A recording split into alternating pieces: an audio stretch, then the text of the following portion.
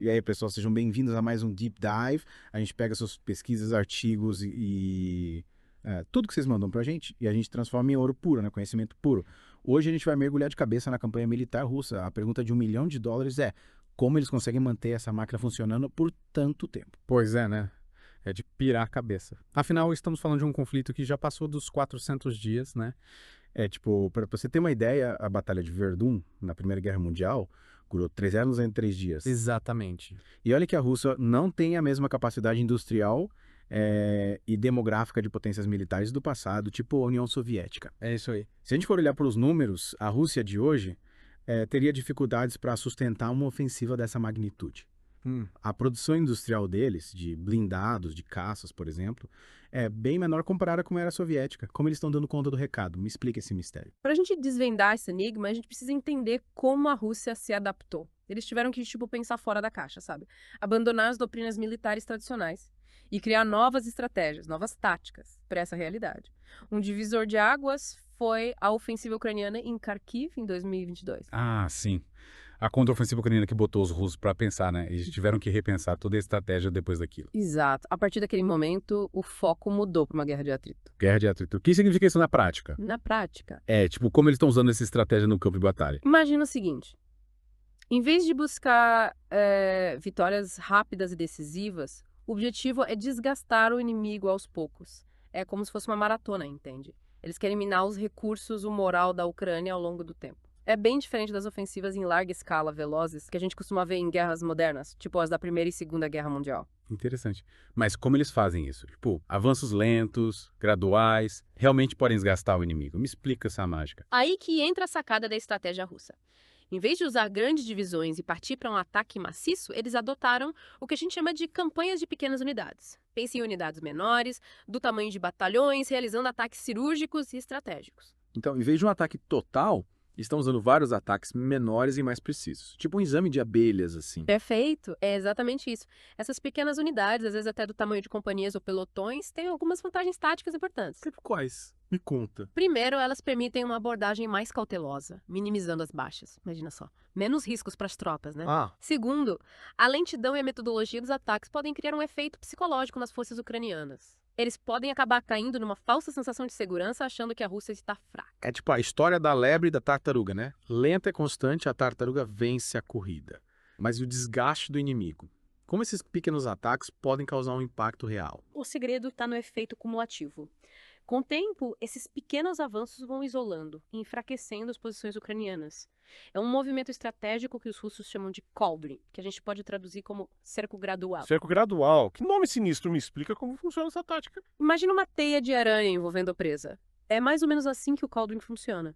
As forças russas miram em um ponto estratégico, como uma cidade, por exemplo. Aí eles lançam uma série de ataques em pequena escala, vindos de várias direções, ao longo de semanas ou até meses. E qual que é o objetivo final?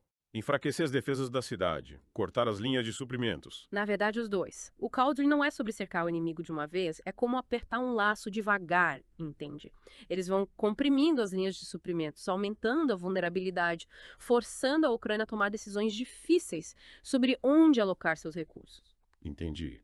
Parece um jogo de xadrez, onde cada movimento é calculado para encurralar o adversário. Mas você pode me dar um exemplo concreto de como esse cauldron foi usado na Ucrânia? Claro, um exemplo é a cidade de Kupiansk, um ponto estratégico que a Ucrânia pode estar relutante em abandonar por causa da lentidão do avanço russo. Só que manter a cidade sob essas condições pode sair caro, levando a perdas significativas no futuro. Caramba! Então essa estratégia do Cauldron é um jogo mental, né? Os russos estão explorando a paciência e a hesitação da Ucrânia para ganhar vantagem. Mas me fala uma coisa.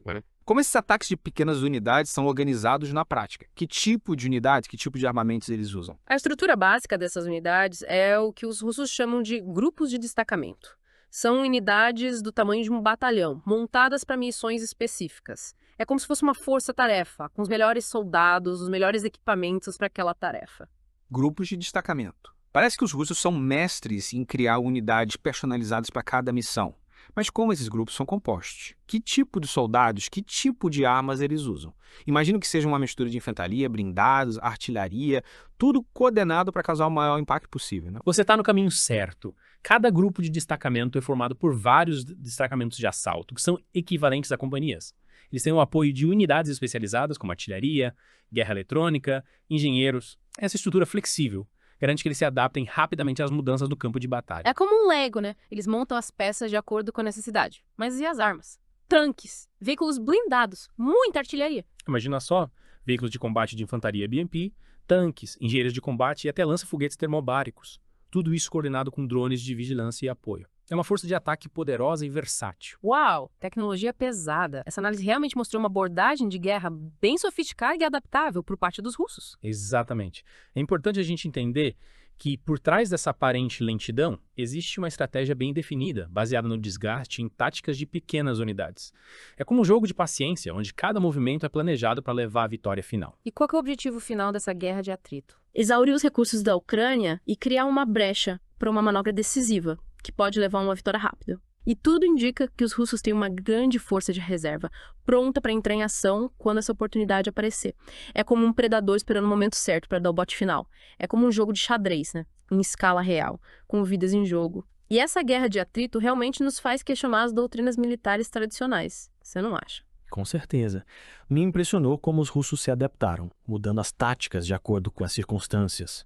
Essa flexibilidade eu acho que é essencial em qualquer conflito, né? Sem dúvida. A guerra é um ambiente em constante mudança, né? E a Rússia mostrou que sabe se adaptar. É como um camaleão, mudando de cor para se camuflar. Mas essa mudança para a guerra de atrito e o uso de campanhas de pequenas unidades significam que a Rússia está mudando a doutrina militar deles.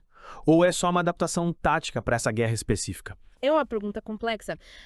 Alguns especialistas acreditam que essa mudança reflete uma evolução na doutrina militar russa, enquanto outros acham que é só uma resposta prática às dificuldades na Ucrânia. Entendi. É como se eles estivessem testando um novo estilo de luta, aprendendo com a experiência. Exatamente.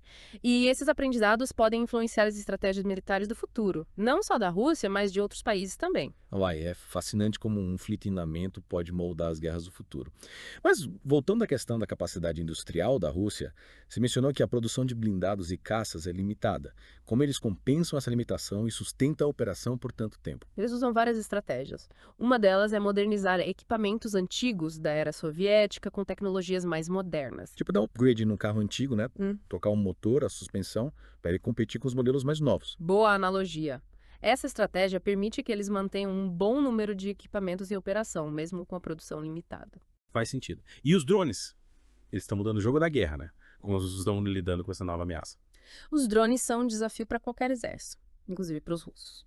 Mas eles estão investindo em sistemas de defesa anti-drones e em táticas para neutralizar essa ameaça, como, por exemplo, a guerra eletrônica, que interfere nos sinais dos drones e os derruba. Guerra eletrônica, parece coisa de ficção científica. Mas, no fundo, eles estão usando a tecnologia para combater a tecnologia, né? Exato. A guerra moderna é uma corrida tecnológica, com cada lado buscando desenvolver novas armas, novas defesas. É um jogo de gato e rato constante. E além da modernização de equipamentos e da guerra eletrônica, o que mais os russos estão fazendo para compensar suas limitações e continuar a guerra na Ucrânia?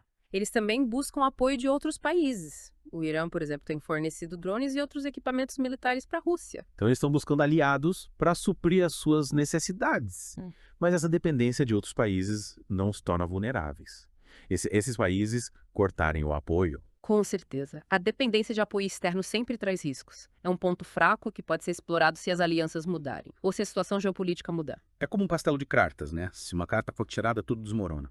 Mas, voltando para a guerra de atrito, você acha que essa estratégia vai dar certo para a Rússia? É difícil prever. A guerra de atrito é arriscada, depende da capacidade de suportar perdas significativas e manter o moral das tropas alto. É uma maratona, né? Onde vence quem tem mais resistência. E a Ucrânia? Como eles estão respondendo a essa estratégia russa?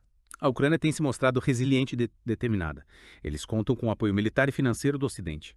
E têm usado táticas eficazes para conter o avanço russo. É uma luta desigual, né? Um país menor, com menos recursos, enfrentando uma potência militar como a Rússia. Mas a Ucrânia também está sofrendo perdas, né? Sim. A guerra tem um custo humano e material enorme para os dois lados. A Ucrânia também tem sofrido baixas e perdas de equipamentos, apesar do apoio do Ocidente. É uma tragédia para todos os envolvidos. Considerando a situação atual, você acha que a Rússia pode alcançar os seus objetivos na Ucrânia com essa guerra de atrito? Ou essa estratégia pode acabar se voltando contra eles? A guerra de atrito é uma faca de dois gumes. Se a Rússia não conseguir desgastar a Ucrânia de forma decisiva e manter o apoio da sua população dos seus aliados, essa estratégia pode se tornar insustentável no longo prazo. Entendi. É um jogo de alto risco onde vence quem resistir por mais tempo, quem suportar as perdas, as dificuldades. Exatamente. E o resultado final ainda é incerto. Mas, olhando para tudo que a gente discutiu hoje, qual você acha que é a lição mais importante que a gente pode tirar desse conflito? Eu acho que a principal lição é a importância da adaptação, da flexibilidade, em um ambiente de guerra em constante mudança. Concordo. A guerra moderna exige que os exércitos sejam ágeis, inovadores e capazes de aprender e se adaptar rapidamente às novas ameaças, às novas tecnologias. E os russos parecem estar aprendendo e se adaptando rapidamente nesse conflito. Mas você acha que as táticas, as estratégias que eles estão usando na Ucrânia podem ser replicadas em outros conflitos? Ou elas são específicas para essa situação? Algumas das táticas e estratégias, como o uso de campanhas de pequenas unidades, a ênfase na guerra eletrônica, podem ser adaptadas para outros conflitos, sim. Então esse conflito pode servir como um laboratório para o desenvolvimento de novas doutrinas, novas estratégias militares. Exatamente. A guerra na Ucrânia é um estudo de caso importante para estrategistas militares do mundo todo, que estão observando as lições aprendidas, as inovações táticas que estão surgindo. É incrível como um conflito em andamento pode influenciar as guerras do futuro. Você acha que a guerra de atrito vai se tornar a nova norma em conflitos futuros?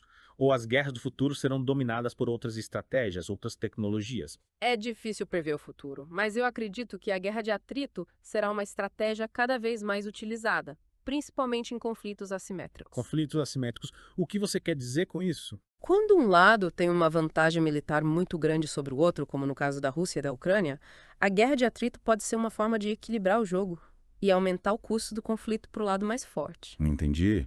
É usar a resistência, a persistência para compensar a falta de poder de fogo. Exatamente. E essa estratégia pode ser ainda mais eficaz quando combinada com novas tecnologias, como drones, inteligência artificial, ciberguerra. Nossa, a guerra está cada vez mais complexa. Mas qual que é a sua maior preocupação em relação ao futuro da guerra? A minha maior preocupação é o risco de escalada, de um conflito global, principalmente em um mundo cada vez mais polarizado, né, com tantas tensões geopolíticas. É realmente preocupante. A guerra nunca é a solução. Sempre traz consequências negativas para todo mundo. O que a gente pode fazer para evitar um conflito global? E promover a paz, a cooperação entre as nações. Eu acredito que o diálogo, a diplomacia, a busca por soluções pacíficas são essenciais para evitar uma guerra em larga escala. Diálogo, diplomacia e paz. São valores que deveriam guiar as relações entre as nações, né? Você acha que a humanidade está aprendendo com os erros do passado e caminhando para um futuro mais pacífico? Ou a gente está condenado a repetir os erros que levaram às grandes guerras do século XX? É difícil dizer. A história mostra que a humanidade é capaz tanto da pior violência quanto da maior solidariedade. O futuro depende das escolhas que a gente faz hoje. É como se a gente tivesse uma encruzilhada, né? Tendo que escolher entre o caminho da paz e o caminho da guerra. E a decisão está nas nossas mãos. Exatamente. O futuro da humanidade depende das nossas ações, das nossas escolhas. É uma grande responsabilidade, né? Mas eu acredito que se a gente trabalhar junto buscando a paz, a compreensão, a gente pode construir um futuro melhor para todo mundo. Concordo plenamente. A paz é um objetivo que vale a pena lutar e que exige o esforço de todos nós. A paz não é só a ausência de guerra, né? Mas a construção de um mundo mais justo, igualitário, sustentável para todos. E essa construção exige diálogo, cooperação, respeito mútuo entre as nações. E entre os povos. Exatamente. Diálogo, cooperação, respeito mútuo. São os pilares de um futuro de paz e prosperidade para a humanidade. E essa é a mensagem que a gente quer deixar para os nossos ouvintes hoje. É verdade, um esforço conjunto de todos nós, né? Constante. A gente mergulhou fundo na estratégia militar da Rússia, viu como eles estão usando a guerra de atrito e as táticas de pequenas unidades para superar os desafios, né? Para alcançar os seus objetivos. E vimos como essa estratégia desafia as doutrinas militares tradicionais, né? Mostrando pra gente que a guerra moderna exige adaptabilidade, flexibilidade e uma compreensão profunda das novas tecnologias. Mas é importante lembrar que por trás de todos os mapas, números e estratégias existe o fator humano. Com certeza. A guerra tem um custo altíssimo. Vidas perdidas, famílias destruídas, um sofrimento imenso para civis inocentes. É uma realidade dura que a gente não pode ignorar. Que essa tragédia nos inspira a buscar um futuro diferente, né? Onde a paz e a diplomacia prevaleçam. Isso aí. E que a gente possa usar o conhecimento, como esse que a gente compartilhou hoje, para construir um mundo mais justo, mais pacífico. É isso aí. Agradecemos a companhia de todos vocês nesse mergulho profundo no conflito na Ucrânia. Esperamos que vocês tenham aprendido algo novo e que continuem buscando conhecimento, informação. E fiquem ligados para mais episódios do Deep Dive, onde a gente vai continuar explorando temas fascinantes, relevantes que impactam o nosso mundo. Até a próxima! Até mais!